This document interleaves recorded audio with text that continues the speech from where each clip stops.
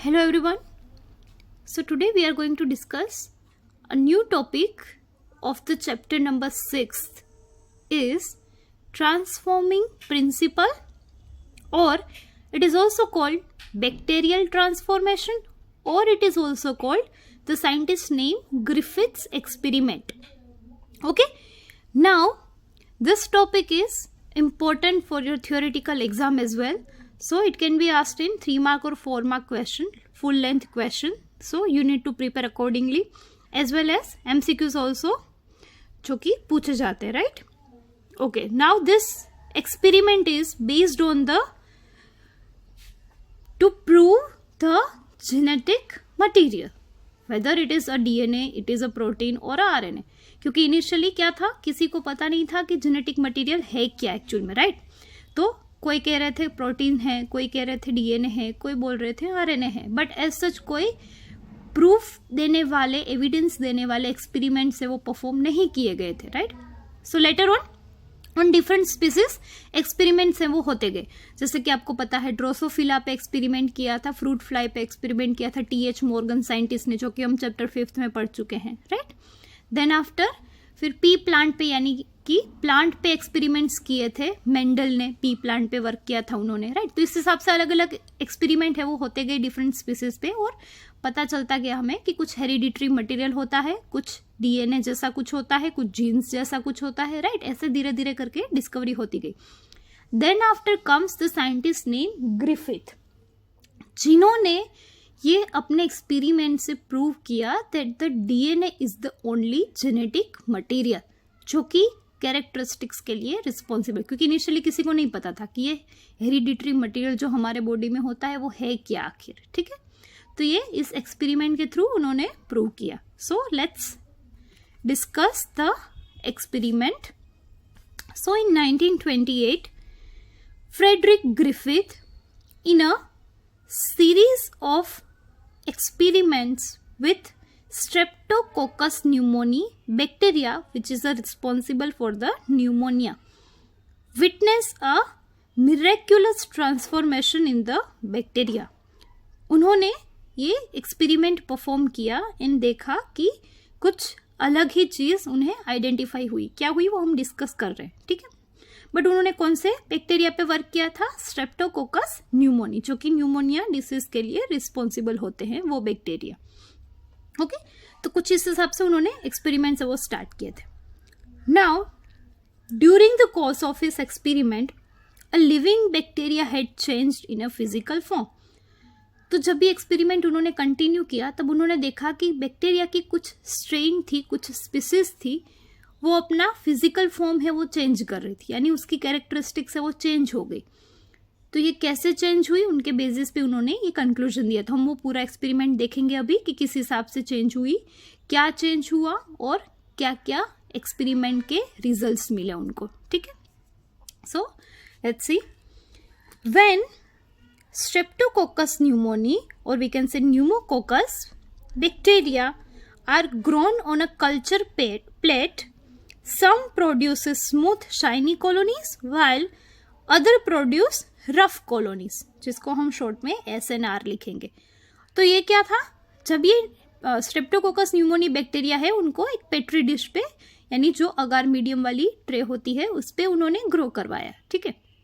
तो ये medium plate क्या होती है, जिनमें सारे न्यूट्रिशन है हम लोग बाहर से ऐड करते हैं ताकि जो बैक्टीरिया है वो उस न्यूट्रिशन को यूज़ करके डिवाइड होके उनके नंबर में बढ़ जाए, ठीक है? तो ये एक्सपेरिमेंट के वक्त ये किया जाता है. सो ऐसे ही जब उस प्लेट पे उन्होंने देखा तो इस सेम बैक्टीरिया की 2 टाइप की डिफरेंट स्ट्रेन से, डिफरेंट कॉलोनी से वो देखने को मिली. एक कैसी थी, स्मूथ एंड शाइनी कॉलोनी थी, दूसरी कैसी थी, रफ कॉलोनी थी. Suppose this is the petri plate. तो एक कॉलोनी ऐसी स्मूथ सरफेस वाली थी S, दूसरी कुछ ऐसी रफ सरफेस वाली उनको कॉलोनी मिली. So we can name it R. तो इस हिसाब से कुछ 2 कॉलोनीज उनको मिली, ठीक है? नाउ ऐसा क्यों था, ये अलग अलग कॉलोनीज क्यों मिली? So this is because the S strain bacteria have a mucus, it means polysaccharide coat. They are virulent and cause the pneumonia.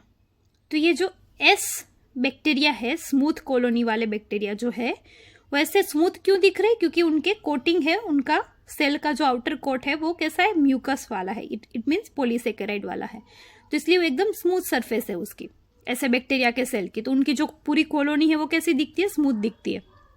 जबकि ये स्मूथ कॉलोनी वाले जो भी एस्ट्रेन बैक्टीरिया है वो कैसे हैं? वायरुलेंट है, यानी they are able to cause the disease. कौन सा डिसीज? न्यूमोनिया।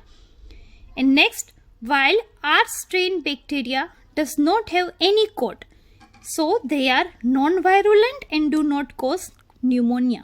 ठीक है। और दूसरी जो ये रफ कॉलोनी दिख रही है वो ऐसी क्यों दिख रही है? क्योंकि इस बैक्टीरिया के आउटर कोट में पॉलीसेकेराइड का लेयर है वो एब्सेंट है, तो वो कैसी दिख रही है? दिखने में रफ दिख रही है कॉलोनी। ठीक है। और ये किस टाइप के बैक्टीरिया है? So they are obviously they are streptococcus pneumoniae but they are normal, they are not able to cause the disease. तो कैसे है? नॉन वायरुलेंट है and they do not cause the pneumonia.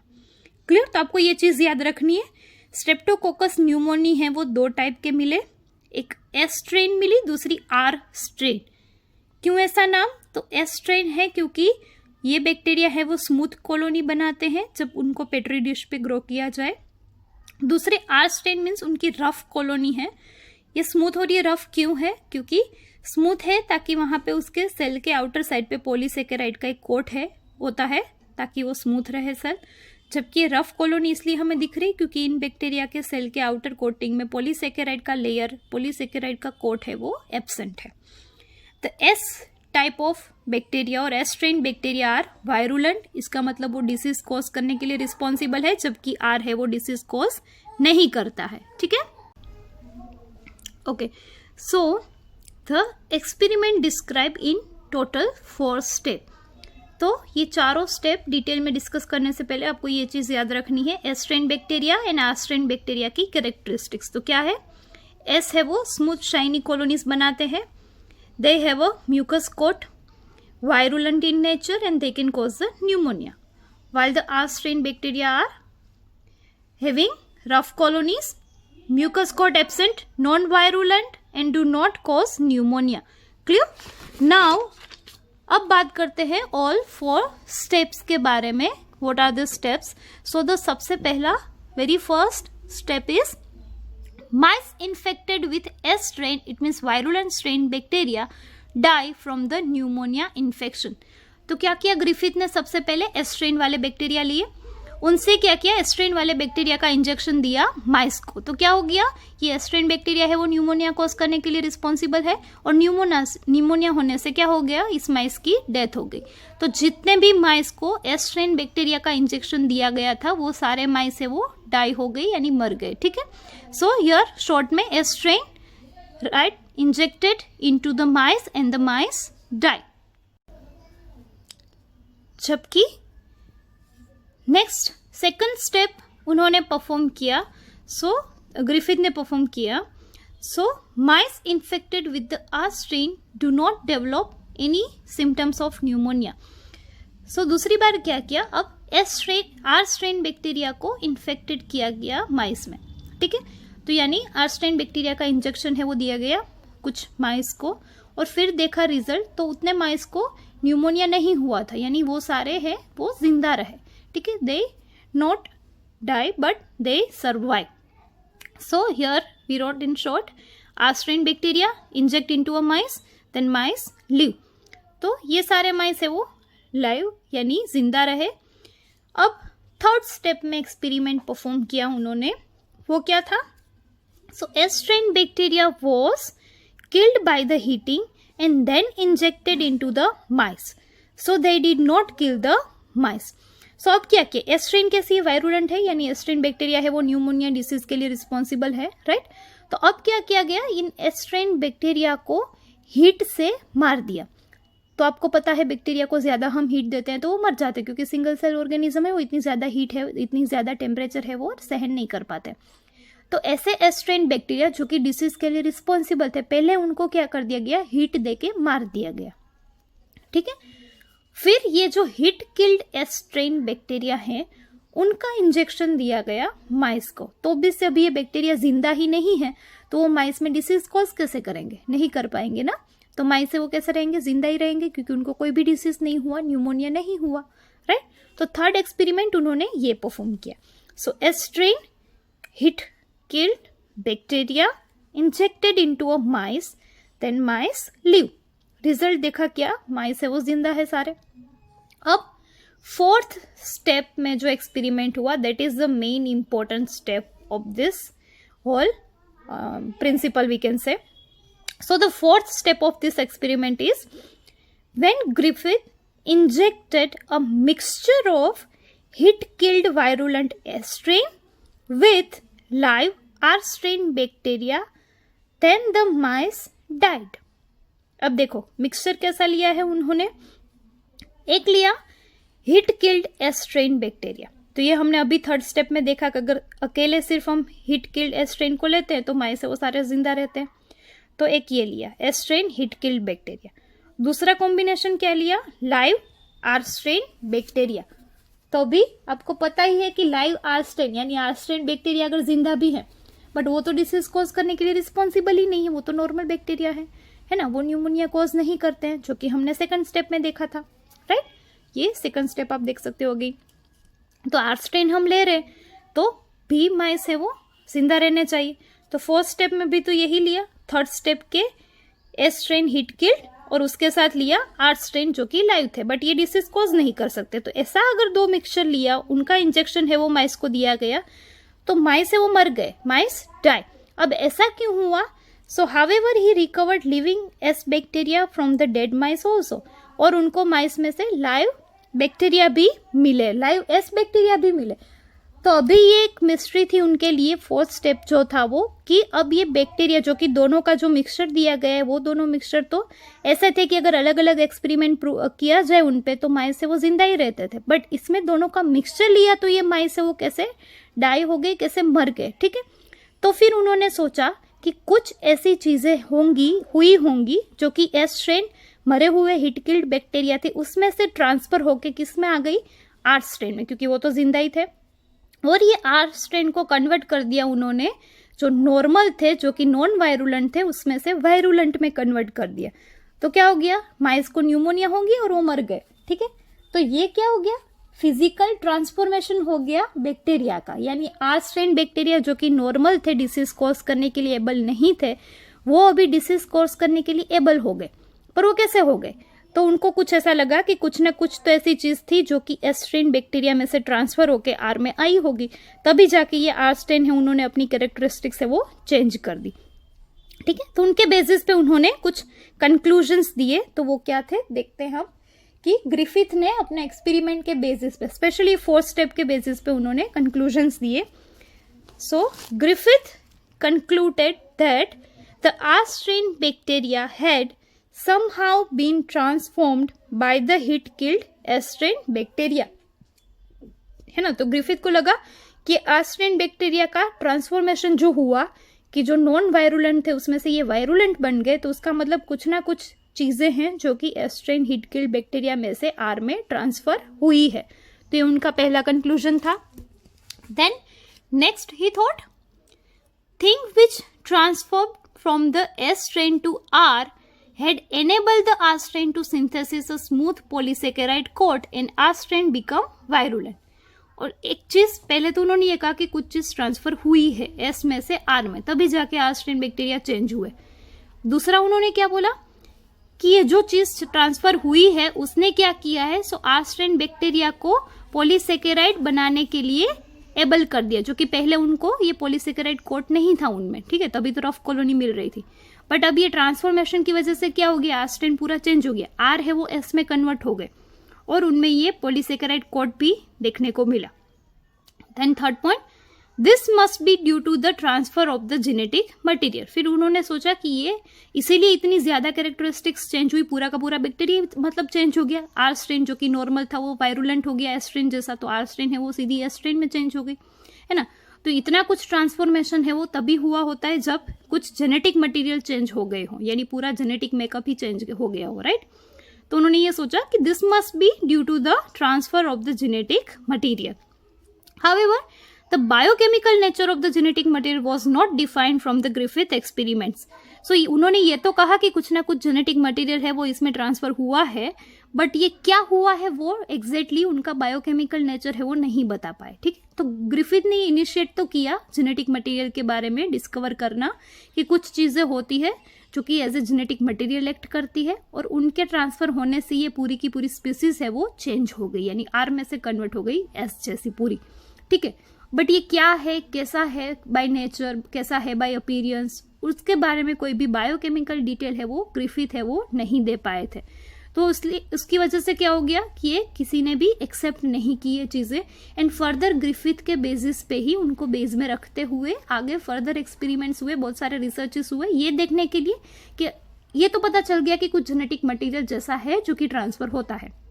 अब ये क्या है, कौन से मॉलिक्यूल है और उनकी क्या क्या कैरेक्टरिस्टिक्स है, उनके क्या क्या कंपोनेंट्स है, इनके बारे में फिर डिटेलिंग के एक्सपेरिमेंट्स है वो स्टार्ट हो गए। So the next our topic is on the basis of that only. तो ये यहाँ तक ये पूरा एक ग्रिफिथ का एक्सपेरिमेंट है। ठीक है, और transformation principal we can say, ये टॉपिक आपको यहाँ तक लिखना है अगर थ्योरी में पूछा जाता है। क्लियर? तो यहाँ तक का ये फर्स्ट टॉपिक का क्वेश्चन आपका टेक्स्ट बुक का ये खत्म होता है। अभी उसका एक आगे का जो एक्सटेंशन है कि दूसरे साइंटिस्ट ने ग्रिफिथ के एक्सपेरिमेंट को ध्यान में रखते हुए कुछ एक्सपेरिमेंट किए एंड फाइनली प्रूव किया that the DNA is the genetic material, वो हम देखते जो कि शॉर्ट टॉपिक है, ये इतना बड़ा नहीं है। क्लियर? बट ग्रिफिथ एक्सपेरिमेंट अगर आपको पूछा जाए तो यहाँ तक डिस्क्राइब करना है। Now let's see the next topic. So the next topic is biochemical characterisation of transforming principle. Okay, so जो ग्रिफिथ ने ट्रांसफॉर्मिंग प्रिंसिपल समझाया उनके बेसिस पे आगे फर्दर बायोकेमिकल एनालिसिस हुआ, और वो किया बाय 3 साइंटिस्ट। ये जो भी एक्सपेरिमेंट हुआ it is basically by the 3 main scientist called Avery, MacLeod and McCarty. So it is also called Avery, MacLeod and McCarty's experimental proof. ठीक है, तो ये किस भी हिसाब से पूछा आपको पता होना चाहिए। ओके, नाउ लेट्स सी ये किस तरह से उन्होंने किया experiment. So earlier some scientist believes that the genetic material was a protein. तो जैसे कि मैंने आपको पहले ही बताया कि ऐसे बहुत सारे गैसेस थे स्टार्टिंग में। कुछ लोग बोल रहे थे प्रोटीन है वो जेनेटिक मटेरियल है, कुछ लोग बोल रहे थे आरएनए है, कुछ बोल रहे थे डीएनए थे, बट एज सच कोई एक्सपेरिमेंटल प्रूफ किसी के भी पास था नहीं जो कि ये फाइनली कंफर्म कर पाए कि नहीं that is the right thing. Okay, so शुरू में प्रोटीन को जेनेटिक मटेरियल मान रहे थे, फिर later Oswald Avery, Colin MacLeod and Maclyn McCarty in 1933 to 1944 worked to determine the biochemical nature of a transforming principle in Griffith experiment.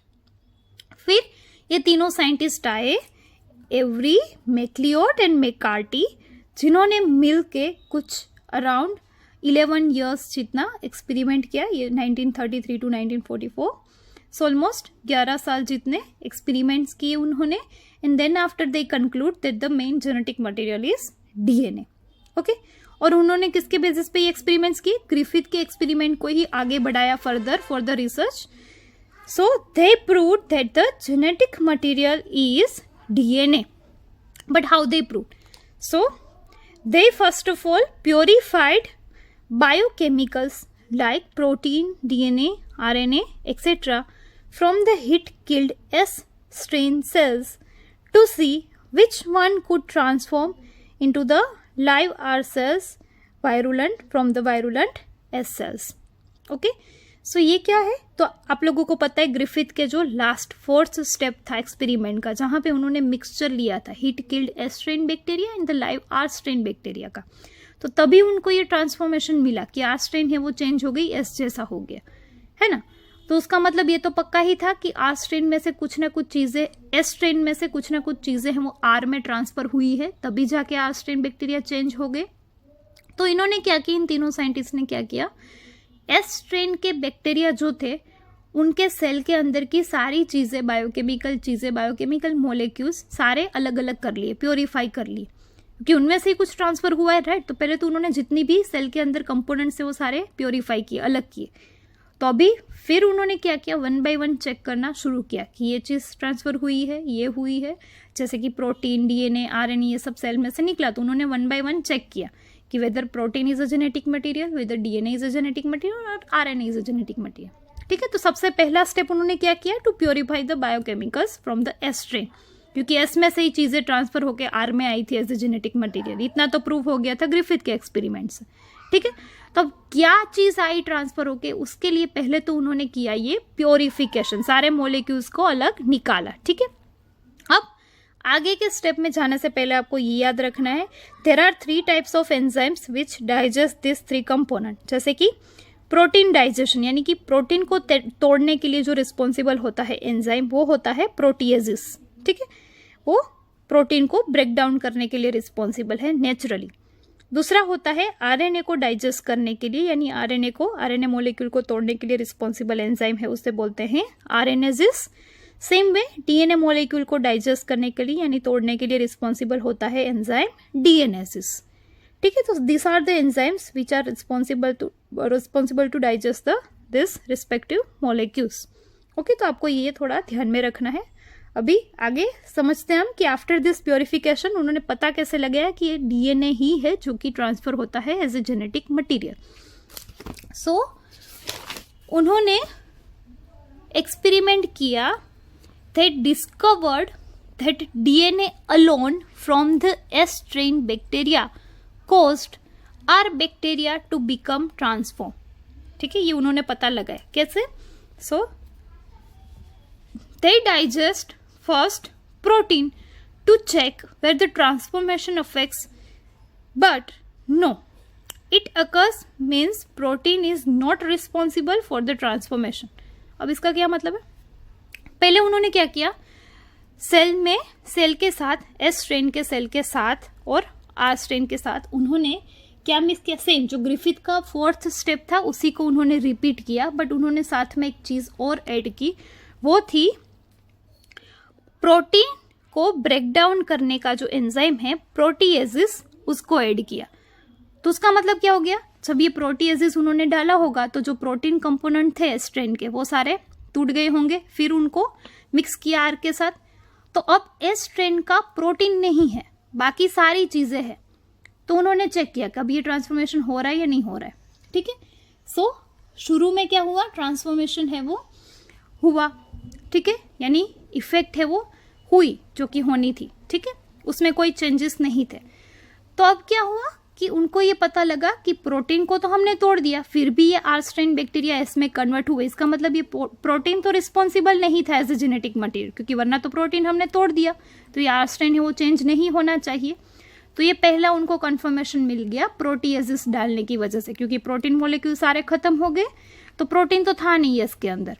अब फिर भी S strain bacteria are able to convert or we can say transfer the R strain into S strain, so it means protein तो नहीं है, कुछ और चीज़ है जो कि as a genetic material act कर रही है। ओके, फिर उन्होंने ये दूसरा एक्सपेरिमेंट किया, same way they did with the RNA again and results are the same, no effect on transformation, and transformation तो हुआ, बंद नहीं हुई, कुछ चेंजेस नहीं हुए 4th स्टेप में। ठीक है, फिर उन्होंने दूसरी बार उन्होंने क्या डाला, सिर्फ आरएनएजिस एंजाइम डाला जो कि किसको, आरएनए को डाइजेस्ट करता है, आरएनए को ब्रेक करता है। ठीक है, तो अब क्या हो जाएगा, अगर आरएनए है एस स्ट्रेन में तो वो ब्रेक डाउन होकर टूट जाएगा आरएनए मॉलिक्यूल। तो मान लो अगर आरएनए रिस्पॉन्सिबल है ये ट्रांसफॉर्मेशन के लिए, तो आरएनए को तो हमने तोड़ दिया, तो उसका मतलब ट्रांसफॉर्मेशन नहीं होना चाहिए, है ना, यानी जो आर स्ट्रेन बैक्टीरिया थे वो एस में कन्वर्ट नहीं होना चाहिए, मान लो अगर आरएनए रिस्पॉन्सिबल है तो, क्योंकि आरएनए हमने तोड़ दिया। बट क्या हुआ, उन्होंने चेक किया रिजल्ट, तो अगेन ट्रांसफॉर्मेशन तो जैसा होता था 4th स्टेप में वैसा ही हुआ, बैक्टीरिया है वो आर स्ट्रेन बैक्टीरिया चेंज हो गए एस में, एंड माई से वो सारे मर गए क्योंकि उनको न्यूमोनिया हो गया। तो यहाँ पे वापस उन्होंने कंक्लूड किया कि प्रोटीन तो पहले उन्होंने देख लिया कि रिस्पॉन्सिबल नहीं था ये ट्रांसफॉर्मेशन के लिए, सेकेंडरी थिंग उन्होंने आरएनए देख लिया, अब ये भी रिस्पॉन्सिबल नहीं था ब्रेक डाउन करने के लिए। तो अब फिर उन्होंने 3rd स्टेप में चेक किया डीएनए के लिए। So at last they digest DNA only and show that transformation will not occur, suggesting that the DNA caused the transformation। तो एट लास्ट उन्होंने तीनों साइंटिस्ट ने क्या किया, अब डीएनएजिस एंजाइम डाला किसके साथ, एस स्ट्रेन बैक्टीरिया के सेल कंपोनेंट के साथ। इसका मतलब एस स्ट्रेन का जो डीएनए है वो क्या हो जाएगा, टूट जाएगा, डाइजेस्ट हो जाएगा, डिस्ट्रॉय हो जाएगा, राइट। फिर ये ऐसा एस स्ट्रेन बैक्टीरिया का कंपोनेंट आर के साथ मिलाया, तो अभी अगर डीएनए रिस्पॉन्सिबल है तो वो तो हमने तोड़ दिया, तो क्या होना चाहिए, आर बैक्टीरिया है वो एस में कन्वर्ट नहीं होने चाहिए। एस तो ऑलरेडी मरे हुए ही हैं, बट आर जिंदा थे जो कि कन्वर्ट हो जा रहे थे एस में। अब तो क्या हो गया, एस स्ट्रेन का डीएनए जो कि रिस्पॉन्सिबल था आर को कन्वर्ट करने के लिए, अभी तो हमने वो डीएनए भी तोड़ दिया, तो ये आर स्ट्रेन बैक्टीरिया है वो आर ही रहे, वो ट्रांसफर नहीं हुए एस में। तो माइस को किसी को भी न्यूमोनिया नहीं हुआ, क्योंकि आर तो नॉर्मल थे, एस बैक्टीरिया है वो मरे हुए थे, और आर का ट्रांसफॉर्मेशन भी नहीं हुआ। तो सारे के सारे माइस है वो लाइव रहे, क्योंकि उनमें से किसी को भी न्यूमोनिया डिसीज है वो कॉज नहीं हुआ। तो इससे फाइनली दे कंक्लूडेड दैट कि ये जो डीएनए मॉलिक्यूल है ये एक्चुअल में ट्रांसफॉर्मेशन के लिए रिस्पॉन्सिबल थे, इसीलिए जब डीएनए को हमने तोड़ दिया तो ट्रांसफॉर्मेशन है वो नहीं हुआ। अदरवाइज प्रोटीन तोड़ के देखा उन्होंने, आरएनए तोड़ के देखा, तो सब में ये जो नॉर्मल प्रोसेस 4 स्टेप की हो रही थी वो हो ही रही थी। इसका मतलब ये दोनों मॉलिक्यूल हैं वो रिस्पॉन्सिबल नहीं थे। तो सेम वे उन्होंने ऐसे बहुत से एक्सपेरिमेंट्स है वो रिपीट किए, बट फाइनली उनको ये एक ही कंक्लूजन मिला that the DNA is the only material जो कि as a genetic material act कर रहा था, and that is the only thing which is responsible for the transformation of a R strain into the S strain. Clear? So they concluded that DNA is the hereditary material, but not all biologists were convinced. अब ये तो उन्होंने, जैसे कि Griffith ने पहले ये prove किया कि कुछ जेनेटिक मटेरियल जैसा होता है जिसकी वजह से ये ट्रांसफॉर्मेशन होते हैं। देन ये तीनों scientist every, MacLeod and McCarthy, उन्होंने ये प्रूव किया कि ये जो जेनेटिक मटेरियल है वो डीएनए है, ठीक है, जो कि हेरिडिटरी मटेरियल की तरह एक्ट करता है, यानी उनसे ही पूरी हेरिडिटरी है वो चेंज हो जाती है। जैसे कि इस केस में हुआ, ये सारे आर स्ट्रेन बैक्टीरिया है वो एस में कन्वर्ट हो गए बिकॉज ऑफ द डीएनए। अब फिर भी कुछ बायोलॉजिस्ट हैं, कुछ साइंटिस्ट हैं, वो उनसे सहमत नहीं थे। अब ऐसा क्यों? तो अभी हाल के समय में हमको पता ही है, क्योंकि हमें ये सारे रिसर्च पता है कि जेनेटिक मटेरियल की तरह दोनों चीज़ें एक्ट करती है। डीएनए भी होता है और कुछ स्पीसीज में आरएनए भी होता है, जैसे कि मोस्टली वायरस इसमें होता है। तो ऐसे भी कुछ साइमल्टेनियसली एक्सपेरिमेंट्स है वो हो रहे थे जिसमें RNA as a genetic material prove किया गया था। तो इसी वजह से कुछ साइंटिस्ट को कन्फ्यूजन था कि आरएनए भी दिख रहा है हमें as a genetic material act करता हुआ, और यहाँ पे ये प्रूव कर रहे हैं कि डीएनए है as a genetic material act कर रहा है। So they might have at that time still in doubt that कि डीएनए है जेनेटिक मटेरियल या तो आरएनए है। सो ऐसे फर्दर बहुत सारे दोनों पे एक्सपेरिमेंट्स हुए on the different species, right, and then after finally conclusion आया, जो कि हम ऐसा दूसरा एक्सपेरिमेंट भी एक नेक्स्ट लेक्चर में पढ़ेंगे कि ऐसा दूसरा भी एक एक्सपेरिमेंट है जो प्रूव हुआ जिसकी वजह से कि जेनेटिक मटेरियल है क्या।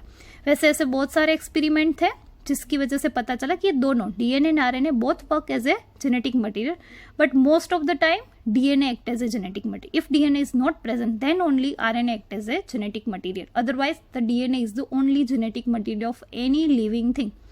Clear? Okay. So next lecture में हम दूसरा ऐसा ही एक एक्सपेरिमेंट है वो पढ़ेंगे। आपकी टेक्स्ट बुक के सिलेबस में अब ये 2 ही एक्सपेरिमेंट दिए हुए हैं to prove the DNA is a genetic material. But in reality, there are many such experiments which proves that the DNA is a genetic material. Okay? तो ये जो भी हमने टॉपिक पढ़ा वो आपकी टेक्स्ट बुक का ही है, जो कि आप लोगों को थ्योरेटिकल पर्पस से भी प्रिपेयर करना है for the 2 mark, 3 mark and 4 mark question. This can be asked in 3 mark short. Explain the experiment of Avery MacLeod and McCarty, ठीक है, और explain the biochemical nature of the Griffith experiment. तो उसमें भी आपको यही बायोकेमिकल नेचर यही explain करना है, ठीक है. So 2 topics we cover today. Next lecture में हम दूसरा ऐसा ही एक और एक्सपेरिमेंट है वो पढ़ेंगे जिसमें आपको अगेन पता चलेगा कि कैसे प्रूव हुआ कि डीएनए ही जेनेटिक मटेरियल है और कुछ जेनेटिक मटेरियल होता है ऐसा, ठीक है. सो आज के लिए अब इतना ही रखते हैं.